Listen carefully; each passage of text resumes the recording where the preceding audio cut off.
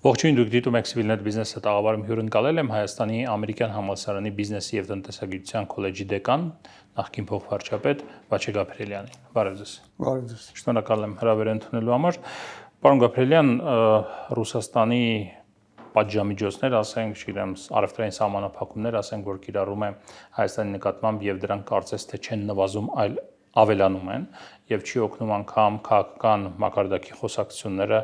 մի շաբաթներ առաջ Միշուստինի հետ Ռուսաստանի վարչապետ, մեկ օր առաջ, 1-2 օր առաջ Ռուսաստանի նախագահի հետ Նիկոլ Փաշինյանի վարչապետ Նիկոլ Փաշինյանի խոսակցությունը եւ կարծես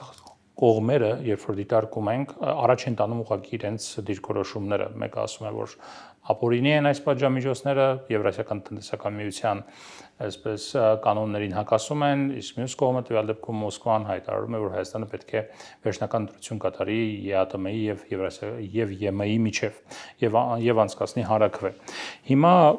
զուտ տնտեսական մասով որ դիտարկում ենք սրա ազդեցությունը Հայաստանի տնտեսության եւ գյուղատնտեսության վրա այս սահմանափակումները, դրանք որքանով են ցավոտ ձեր կարծիքով։ Բավականաչափ ցավոտ են, քանի որ իրենք թեև ընդհանուր տնտեսության մեջ էական չեն ծավալների տեսակետից, մենք խոսում ենք, եթե գնահատականներով տարբեր 500-600 միլիոն դոլարի մասին, սակայն որպես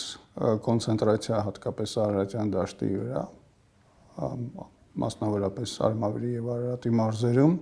դրանք բավականաչափ ազդեցություն ունեն եւ մեր հիմնական գյուղատնտեսական արտադրանքը եւ մեր հիմնական արտահանման կտորները, որոնք պահածոները, սննդի վրա մշակումը եւ այլն, դրանց վրա էական ազդեցություն ունի, այսինքն ինքը ունի բավական հստակ թիրախային եւ ցավոտ ազդեցություն, հատկապես մարզային բնակչության Արարատյան դաշտի վրա։ Կա հստակ թիվ մոտավորապես գյուղատնտեսության ոլորտում քանի ընտանիք կամ քանի մարդ է ներգրաված, որովհետեւ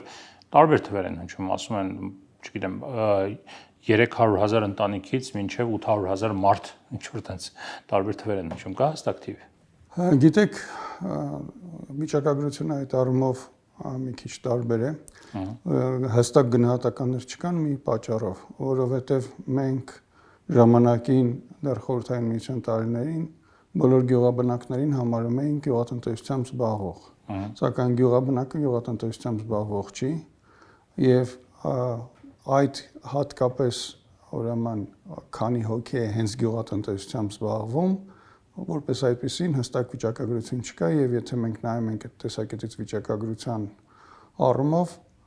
գրանցված նաեւ աշխատատեղեր գյուղատնտեսության մեջ առանձնապես շատ չեն, քանի որ մարդկանց մեծամասնությունը ինքնազբաղվածներ են։ Իսկ գյուղաբնակներից շատերը զբաղվում են թե արտագնա աշխատանքով, թե ծառայություններով քաղաքներում։ Ասենք դուք հենց հիմա կարող եք Երևանում բազմաթիվ տաքսի վարորդներ գտնել, որոնք բնակվում են Երևանից դուրս մարզերում եւ այստեղ կատարում ծառայությունների աշխատանք։ Հիմա նրանք գյուղաբնակ են, սակայն չի նշանակում, որ նրանք զբաղվում են գյուղատնտեսական աշխատանքներով։ Հասկացա։ Ամեն դեպքում, երբ որ նայում ենք ուրեմն վիճակագրական կոմիտեի օպերատիվ տվյալները, որ օրերս հրապարակվեցին, այնտեղ մենք տեսնում ենք տարբեր ոլորտներ աճում են, իհարկե մի հետաքրքիր ֆենոմեն էլ կա վերջին տարիներին, արտահանումը վերջին 2 տարիներին, հատկապես արտահանումը կարծես կրճատվում է Հայաստանում կամ արտաքին առևտուրը կրճատվում է, բայց տնտեսությունը շարունակում է աճել, բայց այնուամենայնիվ մենք տեսնում ենք գյուղատնտեսության մասով 12% անկում, 80%-ը նշված են տեղ, այսինքն 12% անկում, կես տարվա կտրվածքով, այս տարվա հունվար-հունիսը նախորդ տարվա հունվար-հունիսի հետ համեմատած։ Դա հիմնականում այս սանկցիաների, սահմանափակումների ազդեցությունն է, թե վիճակագրական նաև շտկումների եւ ճշգրտումների հետևանքներ են։ Կարծում եմ հիմնականում պատժամիջոցների արդյունքն է, սակայն մանրամասն դիտարկումներ կարելի է ասել դրա վերաբերյալ մի քանի ամիս հետո, երբ որ ավելի մանրամասն տվյալներ կլինեն։ Առաջին ընթերցմամբ, եթե նայում ենք, կարելի է ասել, որ ամենայն հավանականությամբ պատժամիջոցների արդյունքներն են, քանի որ մեր գյուղատնտեսության հատկապես բուսաբուծության ոլորտի, ինչպես նաև արդեն ավելացավ դրան կաթնամթերքները, արտադրանքը հիմնական շուկան Ռուսաստանն է։ Այն որ Ռուսաստանը կարող էր կիրառել նման պատժամիջոցներ, նման սահմանափակումներ, դրա անոնսը կարելի ասել արեց Վլադիմիր Պուտինն Նիկոլ Փաշինյանի հետ հանդիպման ժամանակ ապրիլի 1-ին, ասելով որ հիմնական որ երկու ոլորտն է, որոնցում Հայաստանը ունի ուղիղ կախվածություն, ուղիղ եւ բավական մեծ կառուցվածքային նաեւ կախվածություն Ռուսաստանի տնտեսությունից, դա էներգակիրների ոլորտն է, խոսես գազի մասին եւ նաեւ խոսես գյուղատնտեսական, հատկապես պատրաստի ապրանքների մասին, որոնք միլիարդից ավել տարեկան կտրվածքով 1 միլիարդից ավել ծավալով արտահանվում են Ռուսաստանի շուկա։ Հիմա կառավարությունը փորձում է հապճեպ որոշակի գործողություններ իրականացնել մեր արտահանման վերաուղման կամ այլ շուկաներում դեպի Ռուսաստան արտահանվող ապրանքները հիմա այլ շուկաներում սպառելու համար։ Ինչպես է գնահատում այդ ջանքերը։ Ձեր կարծիքով դրանք որևէ էական արդյունք տալիս են, որպեսզի այն ծավալի ապրանքները, որ գնում են դեպի ռուսական շուկա, հայտնվեն եվրոպական, չգիտեմ, մերձավոր արևելյան, միջին ասիական շուկաներում եւ այնտեղ սպառվեն։ Բնականաբար ոչ։ Եվ այստեղ խնդիրը այն չէ կառավարությունը ջանքերը ճիշտ է անում թե սխալ, խնդիրը այն է ժամանակային տեսակետից հնարավոր է դա անել, թե ոչ, ժամանակային տեսակետից դա անհնար է անել։ Ինչու՞։ Անայք, եթե դուք անգամ ունեք ազատ մաքսային ռեժիմ, ասենք autonomous trade measures, այդպես է կոչվում, միջոցառումը, որի մասին հայտարարել է Եվրամիությունը, որ կտրամադրի, բայց դեռ հələ չի տրամադրված։ Չի տրամադրել, բայց կրկին, եթե անգամ դա տրամադրվեց։ Դրա տրամադրման պայմաններում մենք որևէ վերլուծություն չունենք, որ ասենք հայկական ձկների մուտքը եվրոպական շուկա խնդիրը մաքսատուրքն էր։ Եվ եթե ասենք ձկների արտադրությունը համապատասխանորեն իրականացվի այն տեխնոլոգիաներով եւ այն գներով մատակարարումների, ասենք կերի վերաբերյալ կամ այլնի վերաբերյալ, որ մենք ունենք, եւ այդ մատակարարումները հասնեն ապրանքի այդ գնով եվրոպական շուկա, դրան պետք է ավելացնենք մարքեթինգի ծախսերը եւ այլն եւ այլն։ Մենք ունենք մրցունակ ապրանք, թե ոչ։ Եվ կարող է մենք գնի տեսանկյունից նկատի ունենք, թե որակի։ Գնի որակի մարքեթինգային տեղեկատվության արշավի, ասենք, ես օրինակ էլի վերել եմ, ռուսների մոտ կար հասկացությունը արմյանսկի, որպես կանոն հասկանում էր կոնյակ, նայլեյտի մինի արմյանսկվա։ Հիմա նման հասկացություն որևէ տեղ Եվրոպայում չկա։ Բայց անծանոթ են, չգիտեն հայկական անծանոթը չգիտեն, դրա վերաբերյալ շատ ավելի մանրամասն խոսել եմ, բայց եկեք նայենք երկու երկրների փորձ։ Վրաստան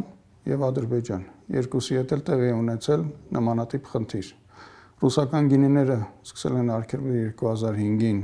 արգելքը վերացվել է 2013-ին, քաղաքական փոփոխություններով պայմանավորված։ Վրացական գինիներ Ռուսաստանում։ Վրացական գինիները Ռուսաստանում տեղի ունեցել անկում, ապա գինիների վերականգնում եւ կրկին գինիների խոշորագույն շուկան այս պահին վրացական գինիների շուկան Ռուսաստանն է։ Իրենք ունեն այլ տեղեր եւս, ունեն Չինաստան, ունեն Եվրոպա շատ քիչ,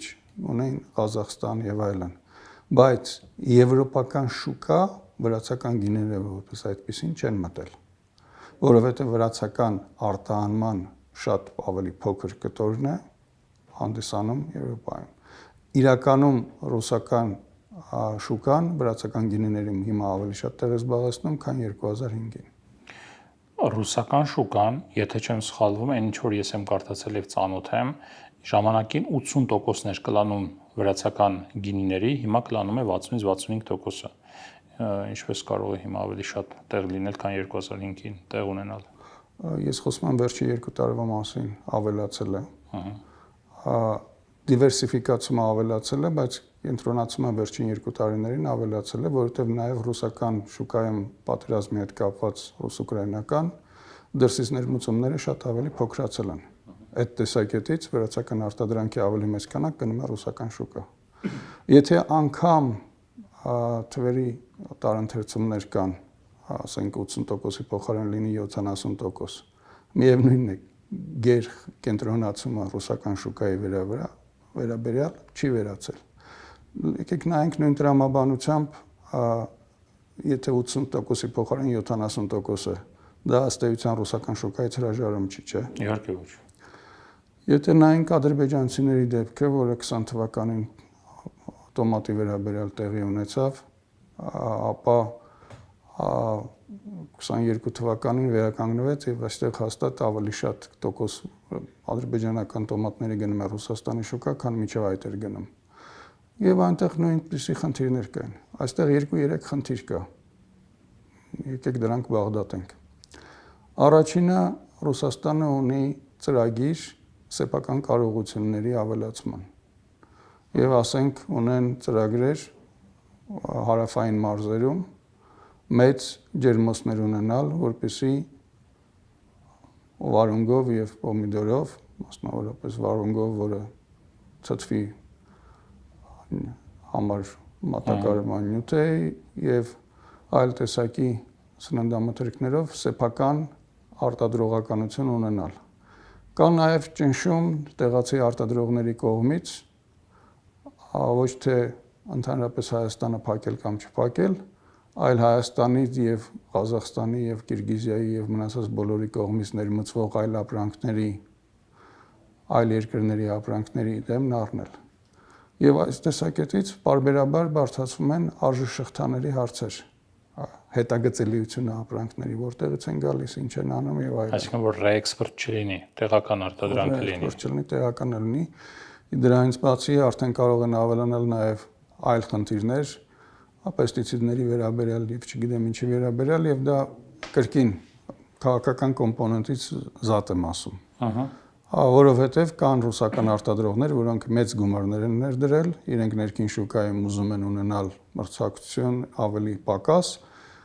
եւ հայկական ապրանքները այնպես չէ, որ ահավոր մեծ քանակությամբ էին արտադրվում եւ հեղեղել էին ռուսական շուկան, բայց ամեն դեպքում կար որոշակի շուկայի նիշերի խնդիր եւ այլն եւ այլն։ Այսինքն ամեն դեպքում կա թեկուզ նույն գյուղատնտեսական արտադրանքի, ասենք Ծիրանի մասին այդքան չեմ խոսում, բայց պոմիդոր վարունգի տեսակետից Ռուսաստանի ծրագրերը դրանք մեծացնելու, ավելացնելու, ջերմոցային տնտեսություններ ֆինանսավորելու եւ այլն առկա է։ Այդ դեպքում ինչի են ստեղծում Եվրասիական տնտեսական միություն, եթե ուզում են ներքին շուկան պաշտպանել ամեն դեպքում։ Միջև վերջ եթե կարելի է գնալ։ Խնդրեմ։ Դա խնդիրներից մեկն է եւ Եվրասիական տնտեսական միությունը ունի որոշակի խնդիրներ եւ երբ որ 14 թվականից հետո սանկցիաների խնդիրը առաջացավ, այդտեղ պարզ էր, որ սանկցիաները կիրառում են Ռուսաստանը եւ շատ խնդիրներ առաջացավ, ասենք նույն խնձորների վերաբերյալ, որոնք Լեհաստանից գալիս էին վագոններով, Բելարուսի միջոցով գալիս էին։ Նրանք ասում էին ձեր հետագծելիությունը ապահովեք, բելարուսներն ասում էին մենք լեհական բոլոր խնձորները ուտում ենք, բելարուսականը ուղարկում ենք ձեզ։ Եվ նմանատիպ խնդիրներ առաջացել են ոչ միայն Հայաստանի համար, սակայն քանի որ պատժամիջոցներ առաջացան եւ այդ պատժամիջոցներին համապատասխան հակապատժամիջոցներ սկսեցին կիրառվել, Եվրասիական տնտեսական միությունը այդ տեսակետից ամորֆ էր եւ այնպես չէր, որ ինքը կենտրոնաձիգ կառույց է։ Այնտեղ յուրաքանչյուր ունի վետոյի իրավունք եւ եթե ինչ-որ մեկը ապացուցում են բան, ասենք նույն տրամաբանությամբ ռուսները չէին պատկերացնում, որ հայերը կարող են վետո դնել թուրքական ապրանքների վրա եւ դրա հետևանքով ռուսները չկարողանան ներմուծել։ Եվ այստեղ որոշակի ավտոնոմություն կա, թե պատժամիջոցների տեսակետից ինչը կմտնի, ինչը չի մտնի, դա քիչ այլ խնդիր է։ Երկրորդ խնդիրը քաղաքական առումով դա մեր Եվրասիական տնտեսական միության մեջ լինելու եւ միևնույն ժամանակ Եվրոպա գնալու քաղաքական դիրքորոշումներն են, երկուսն էլ արտահայտված օրենքով։ Մեկը ռատիֆիկացված օրենքներ են, պայմանագրեր եւ այլն եւ այլն։ Մյուսն այն է, որ մենք Եվրոմիություն ենք գնում, որը որևէ բան առարկայական չի նշանակում, սակայն եթե դուք տեսնում եք Եվրասիական տնտեսական միության կողմից, հատկապես իհարկե Ռուսաստանի կողմից եւ ըստ էության բոլոր հարցերում Ռուսաստանը դիրքորոշումը կրկնող Բելարուսի կողմից հարցադրում կա, թե ինչպես կարելի է լինել երկու տեղ միաժամանակ, մասնավորապես երբ որ դա ենթադրում է հիմա մաքսային տարբեր տարածքներ եւ անհամատեղելիություն, որովհետեւ նման խնդիր ունեցել են կրկին ժամանակին Ուկրաինայի հետ ազատ առևտրի խնդիրների ժամանակ։ Երբ որ եվրոպացիներն ասում էին, դուք Ուկրաինայի ազատ առևտրի սահմանափակումները մի վերացրեք, նրանք էլ ասում էին, բայց այդ դեպքում դուք Ուկրաինայի միջոցով մեր մոտ սկսեք առևտուր անել, նրանք էլ ասում էին, ոչինչ դե։ Ռուսներն էլ ասում էին, շատ կներեք, այդ դեպքում չի աշխատում, կրկին խնդիրներ կան։ Հիմա սա Եվրասիական տնտեսական միության գոյաբանական խնդիրների մեջ է, որը ես չեմ ուզում մեկնաբանել, քանի որ շատ ավելի արտահայտիչ կերպով իրենց իղձերը եւ վախերը արտահայտում են ռուսները։ Քանի որ քաղաքական թեման այստեղ շատ պարզորոշ երևում է եւ փղին, այսպես ասած, խոհանոցում չեն կարող չտեսնել, դրա համար այդ քաղաքական հարցը կտամ ես ձեզ։ Պարոն Գաբրիելյան, եւ նաեւ դուք եղել եք ժամանակին պաշտոնյա, երբ Հայաստանը մտնում էր Եվրասիական տնտեսական միություն։ Պարոն Գաբրիելյան, այս քաղաքականության, պատժամիջոցների քաղաքականության իմաստը ո՞րն է։ Նախընտրական շրջանում կարելի էր հասկանալ, փորձում էին գուցե տարբեր այսպես պնդումներ եւ մեկնաբանություններ կային, բայց գուցե փորձում էին ազդել ներքին տրամադրությունների վրա։ Ընտրություններից հետո, երբ իրավիճակը, ներքին իրավիճակը կայունանում է, չգիտեմ, նոր խորհրդարան է ձևավորվել, կառավարություն է նոր ձևավորվելու եւ այլ Նիկոլ Փաշինյանի ղեկավարած ուժը հաղթել այդ ընտրություններում։ Շարունակելը դրա իմաստը ո՞րն է։ Դա չեն հասկանում, որ դա հանգեցնելու է ել ավելի դիվերսիֆիկացման Հայաստանի էքսպորտի կամ հնարավորությունների, որովհետեւ օրինակ սպառազինության ոլորտում մենք տեսանք նման մի իրավիճակ, երբ Ռուսաստանը չկարողացավ մատակարարումներ իրականացնել, Հայաստանը գտավ ալտերնատիվ մատակարարների։ Քաղաքական պայմանավորվածությունների արդյունքում, չգիտեմ, բիզնեսի նկատի ունեմ, այսպես փոխշահավետ պայմանավորվածությունների արդյունքում եւ այլն, բայց դա տեղի ունեցավ։ Հիմա եթե դա այդ պատժամիջոցները կիրառում են Հայաստանի տնտեսական ոլորտում, չեն հասկանում, որ դա էլ ավելի է բերելու դիվերսիֆիկացման եւ ուղղակի հարաբերությունների կամ միմյանցից հեռանալու։ Գիտեք, ինձ համար շատ դժվար է այդ հարցադրումներին պատասխանելը, քանի որ անմիջապես նմանատիպ խոսակցությունների մեջ չեմ, դուք շատ ավելի լավ կլինի պետական պաշտոնյաներին այդ հարցադրումը անել։ Չէ, նկատում եմ իրենց տեսանկյունից Հայաստանի տնտեսությունը այդքան անելանելի վիճակում է, որ պետք է ամեն դեպքում սա հանգեցնի որոշակի այսպես բաների, զիջումների։ Եթե դուք լինեք իրենց տեսակետից, իրենք պատերազմում են Եվրոպայի հետ։ Ես չեմ ասում պատերազմում են, ասում եմ իրենց տեսակետից։ Արևմուտքի հետ հավաքական արևմուտքի հետ իրենք պատերազմում են եւ դուք ունեք տնտեսական միության մեջ մեկ միավոր ձեր մաքսային միության, տնտեսական միության մեջ, որ ասում է ես գնում եմ արևմուտք։ Բայց առայժմ, քանի դեռ պատրաստ չեմ, կլինեմ ձեզ հետ։ Ձեր դիրքորոշումը այդ պահին ինչ է լինելու։ Կարող է լինել բացասական, բայց հետաքրքիր է, որ տվյալ պահին, երբ որ ընդունվեց այդ օրենքը, սահմանափակումներ սանկցիաների տեսքով տեղի չունեցան, բայց հենց ընտրությունները եկան, ընտրություններից մեկ ամիս ու կես առաջ սկսեցին մտցնել եւ հիշել այդ օրենքի մասին եւ մտցնել այդ սահմանափակումները, որտեղ օրենքը ընդունվեց մոտավորապես 1 տարի հետո։ Բան չունեմ ասելու։ Դուք արդեն հարց եք տալիս կոնկրետ քաղաքական տակտիկական քայլերի մասին, որոնց ես ակտիվորեն չեմ հետևում, որպեսզի դա թողություններ անեմ։ Սակայն այս պահին ռուսները ցանկանում են որոշակիություն մտցնել, վստահ լինելով, որ այդպիսի որոշակիություն մտցնել չենք կարող։ Հայաստանը չի կարող։ Հայաստանը չի կարող։ Իմ տրամաբանությամբ, ոչ թե իմ տրամաբանությամբ, այլ իմ հասկանալով դա նրանց տրամաբանությունն է։ Ու Հայաստանը չի կարող, հետո Հայաստանը չի կարող եւ պետք է ստիպված որոշակի ընտրություններ կամ զիջումներ անի կամ Պարսավի այդպիսի ընտրությունը կամ ընդհակառակը որոշում կայացնի այդ ընտրություններին եւ վճարի դրա համար համապատասխան գին, որը կարող է լինել ավելի կտրուկ կերպով էներգակիրների պարագայում եւ այլն եւ այլն։ Հիմա ասենք կան պայմանագրեր, այդ պայմանագրերը պետք է գործեն առնվազն 10 տարի, մինչև 30 քանի թիվ չեմ հիշում։ Երկաթուղու հետ կապված նկատունակ։ Գազի գնի վերաբերյալ։ Կարծեմ այս տարվա վերջը կամ մյուս տարվա վերջը ավարտվում, եթե չեմ սխալվում այդ պայմանագիրը։ Հստակորեն չեմ հիշում, որովհետև այդ բանը չեմ հետևում այդ խնդրին։ Սակայն նման հարցադրումները սրելով Իրանք ուզում են որոշակի հանգուցալուծման գնան առանց պատերազմական գործողությունների։ Այդ թվում տնտեսական պատերազմական գործողությունների, որովհետև խոսքը եթե վերաբերում է այս ապրանքներին, որոնց վերաբերյալ մշտապես կա խնդիր թե Բելարուսի,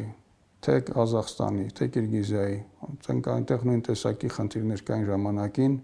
Կիրգիզիայի եւ Ղազախստանի անասունների վերաբերյալ դաբաղի հետագծելիություն, բուսասանիտարական ապրանքների եւ այլն։ Չինաստանից եկող ապրանքների արտանման վերաբերյալ, բայց Հայաստանում ըստ էության շեշտադրումը տրված է այն ապրանքների վրա, որոնք ավելի զգայուն են հատկապես գյուղական շրջաններում եւ որոնց վերաբերյալ դժվար է վերահաղորդումներ անելը։ Խոսքս վերաբերում է ինչին, ասենք սիգարետի վերաբերյալ մենք խնդիրներ չունենք, որովհետեւ ի տարբերություն գյուղատնտեսական արտադրանքի սիգարետները փչացող չեն։ Եվ այստեղ հիմնական շեշտադրումը դրված է բուսասանիտարական հսկողության վրա, որովհետեւ դրանք զգայուն հատվածն են, որոնց համար անհրաժեշտ է, որպեսզի դուք ունենաք սառը շղթաներ, այսինքն սառնարանային փոխանցումների որոշակի շղթա, կապարակնքումների մեխանիզմ, չգիտեմ, այլ եւ այլն եւ այլն։ Եվ այս տեսակետից նրանք շատ ավելի զգայուն են եւ ասենք մատաղի հանքաքար չեն, որ դուք կարողանաք ամիսներով պահել եւ որևէ խնդիր չունենալ տեղ հասցնելու տեսակետից։ Այստեղ արտադրական շրջանառությունը եւ արտադրողի խոցելիությունը շատ ավելի բարձր է։ Դրա համար գնում են այսօղով եւ դա այս չի համար եմ ասում որոշակի կապ չունի, ասենք զուտ միայն Հայաստանի հետ։ Եթե ես ձեր օրինակը բերեմ վրացական գինիների վերաբերյալ 2005-ից 13 թիվը 13 թվին վերացավ միայն այն բանի հետո, երբ որ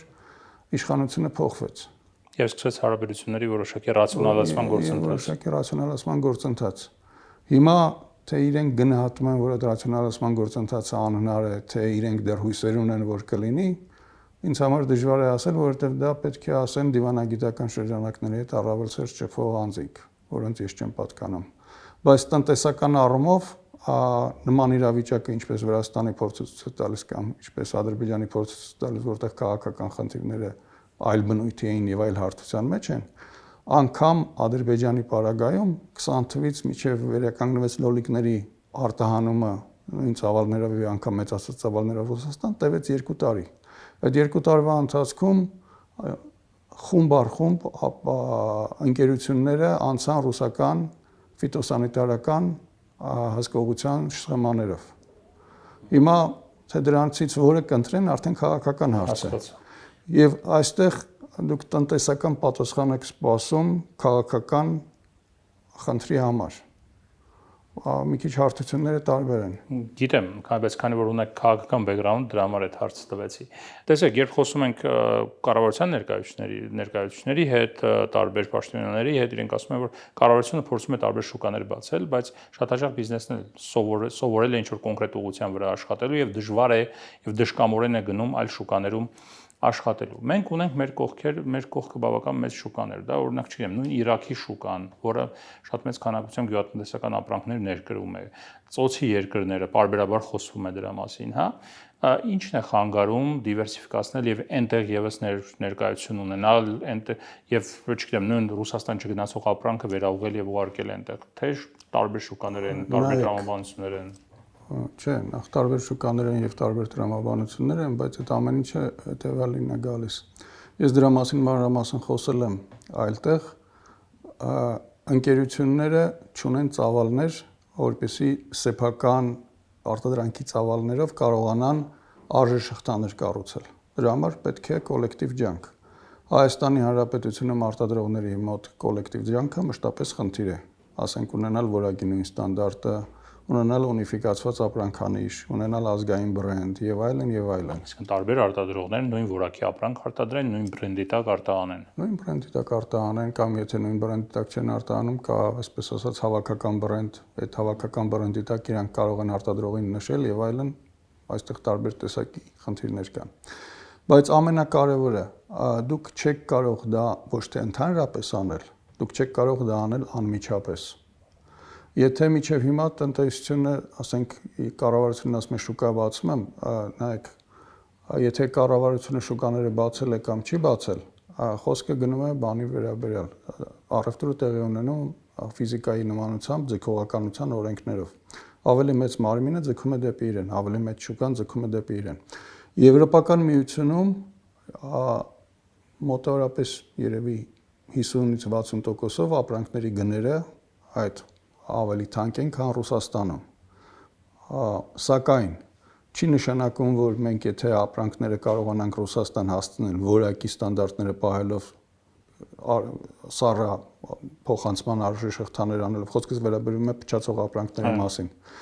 Մենք ստանալու ենք այնտեղից ավելի մեծ եկամտաբերություն, քան ստանալու ենք Ռուսաստանի շուկայից։ Եթե Եվրոպա արտանենք, այդ տեսակետից եթե դուք արտադրող եք եւ դուք ունեք կայուն տարիների ընթացքում կայացած արտադրահարաբերություններ, ինչ կանախընտրեք դուք։ Այդ դեպքում պետք է լինի կառավարության կողմից ուղղորդում, որոշակի սուբսիդավորում եւ այլն, որի հետևանքով դուք կարողանաք դիվերսիֆիկացնել։ Միայն կառավարությունը, եթե բացում է կամ փակում է, դրանով, ասենք, շատ փոքր չափի ձգողականության ուժերի փոփոխություն է անում։ Դա արդյոք բավարար է, որպեսզի ուղեծիրը փոխի շարժվող մարմինը, դեռևս ոչ։ Որովհետև շուկաները փակում են կառավարությունները,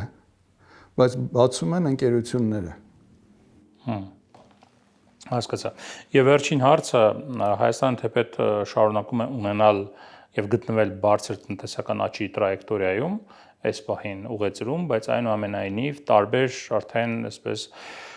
սիգնալներ են գալիս, ազդանշաններ են գալիս այն մասին, որ Հայաստանը ապագայում այդ աճի այս մոդելը, որ արտածին գործոնների վրա է հիմնված հիմնականում սպառվելու է եւ Հայաստանը պետք է փոխի իր աճի մոդելը, դրա մասին գրված է նաեւ Համաշխարհային բանկի զեկույցում վերջերս հրապարակված։ Հայաստանը դեռևս շարունակում է արձանագրել տարածաշրջանի ամենաբարձր տնտեսական աճերից մեկը, սակայն վերջին տարիների բացառիկ բարձր տեմպերը չեն կարող պահպանվել առանց տնտեսության կառուցվածքային վերափոխման։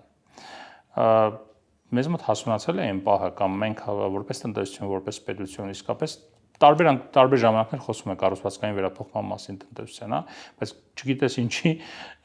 տրադիցիոն ոլորտները, որոնք ապահովում են տնտեսության աճը, դրանք շարունակում են ել ավելի խորանալ, արտածին գործոնները շարունակում են իրենց ազդեցությունը ունենալ եւ որ ասենք որ Հայաստանում բարդ արժեշղթաներ են կառուցվում եւ մեծ տեմպերով չէ։ Ինչու չի ստացվում դա անել եւ արդյոք մենք հասունացել ենք դրան, որ կարողանանք անել։ Կարծում եմ այստեղ մի շարք խնդիրներ կան։ Առաջինը, եթե դուք տեսնեք, ասենք ապրանքների բարդության ատլաս կա, Հարվարդի համալսարանը ունի, ուրիշներն ունեն, այդ տեսակետից մենք ինչ իրավիճակում ենք, խորհրդային երկրների մեծամասնության նման, ինձ թվում է բացառությամբ երևի Բելարուսի, բոլոր երկրները գնացել են պրիմիտիվիզացիայի, այսինքն դարձրել են ապրանքները շատ ավելի պրիմիտիվ եւ ավելի հումքային դեինդուստրիալիզացիայի հետևանքն է։ Դեինդուստրիալիզացիայի հետևանքը։ Եվ այդ տեսակետից կարողությունները նման ավելի բարդ արտադրանքներ ունենալու, կլաստերիզացիայի եւ հնարավորինս արագ արձագանք տալու նվազել են բոլորի մոտ։ Սա ոնց որ լինի ընդհանուր միտում։ Երկրորդը, մեզ մոտ կարողություններ առանձնապես չեն ձևավորվել մի շարք պատճառներով։ Նախ մենք ունենք պետական ապարատի որակի խնդիր, որը չի բարելավում։ Երկրորդը մենք ունենք ներդրումների խնդիր, որոնք եւս շատ չեն գալիս։ Ներդրումները կարող են գալ 2-3 պատճառով։ Մեկը հումքի տեսակետից, մեկը շուկաների տեսակետից եւ իրավունքների պաշտպանվածության եւ այլնի։ Հիմա ըստ էության, եթե մենք դիտարկում ենք հումքի տեսակետից առանձնապես հարստություն չունենք, եթե մենք դիտարկում ենք շուկաների տեսակետից ամենամեծ շուկան, որը հետաքրքիր կլներ ներդրողների համար գնալով փակվում է, Ռուսաստանի մասն է։ Եթե մենք դիտարկում ենք այլ ներդրումների տեսակետից, սեփականության իրավունքները լավագույնս չեն պաշտպանվում։ Հիմա այս տեսակետից կառուցվածքային փոփոխություններ անելը չի կարող լինել սրընթաց եւ արագ։ Սեփականության իրավունքի նկատի ունեք Հեցի գործը Ծառուկյանի հետ կապված իրադարձությունները, իսկ կառավարության օրինակ արգումենտները, որ դրանք շատ օբյեկտիվ գործեր են եւ չէին կարող նրանք չանդրադառնալ դրան ներդրողների համար համոզիչ չեն։ Գիտեք, ես չեմ բացառում, որ Ծառուկյանի բոլոր գործերը խնդրահարույց էին, բոլոր սեփականությունները, բայց այն արագությամբ, որ դրանք լուծվում են, որևէ կերպ դատականի process-ների վերաբերյալ չի կարող վստահություն ներշնչել։ Հասկանալի է, եւ ամենավերջին հարցը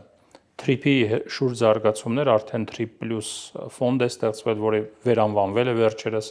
Տրանսկասպիան, այսպես ասած, հա, ուրեմն հիմնադրամի, եթե չեմ սխալվում, եւ կարծես թե ամեն ինչ գնում է նրան, որ Հայաստանը արդեն ներքին ռատիֆիկացիայի գործընթաց է սկսել այդ TRIP-ի ուրեմն շրջանակային փաստաթղթերի հետ կապված։ Դուք ինչ եք ակնկալում։ Այս տարի մենք կտեսնենք մի իրավիճակ, որ TRIP ծրագիր տվյալ դեպքում լոգիստիկ որոշակի երկաթուղի, չգիտեմ, էլեկտրահաղորդման գծեր, ճանապարհներ եւ այլ Հայաստանի հարավում կսկսեն կառուցվել, Ադրբեջանը Նախիջևանին կապող եւ մեծ հաշվով կենտրոնական Ասիան, չգիտեմ, Եվրոպային կապող, եւ արդյոք այդ ծրագրերը այնքան ներդրում կլանող են, որ կարող են խոսել, չգիտեմ, հարյուրավոր միլիոնավոր դոլարների կամ միլիարդավոր դոլարների ներդրումների մասին։ Բնականաբար ոչ։ Դրանք չեն կարող բերել նմանատիպ ներդրումներ։ Հայաստանի առկա տնտեսության վրա ազդեցությունը հիմնականում TRIP-ի կողմից լինելու է ոչ թե բումը, որը բերելու է արտադրական շինարարական եւ այլնի, այլ ճանապարհների ավելի թեթևացումը, մասնավորապես վրացական հատվածի կողմից։ Այսինքն մեր ընդհանուր հաղորդակցայինությունը connectivity կոչեցվել, բառը չգիտեմ ճիշտ է հայերեն թե ոչ, հաղորդակցայինություն ավելանալու է, բայց ավելանալու է նրա հաշվին, որ մենք Ադրբեջանի հյուսիսով եւ Ադրբեջանի հարավով ավելի շատ ելք ու մուտք ենք ունենալու եւ վրացական երկաթուղու եւ փոխադրման գները կարող են նվազել, որը որոշակի ազդեցություն կարող է ունենալ արժեշղթաների վրա, բայց ներդրումների քանակի եւ ազդեցությունների տեսակետից էական բաներ մի սպասեք։ Ինչու, որովհետև հարավում հատվածը փոքր է, հա, շինարարության նկատի ունեք դրա համար, դրանով է պայմանավորված, այսինքն 40 կիլոմետր ճանապարհ կառուցելու համար այդքան մեծ ներդրումներ պետք չեն։ Այո։ Շնորհակալ եմ զրույցի համար։ Շնորհակալություն։ Civilnet Business տաղավարում ես զրուցեցի Վաչե Գաբրելյանի հետ։ Առուշ եք, կհանդիպենք։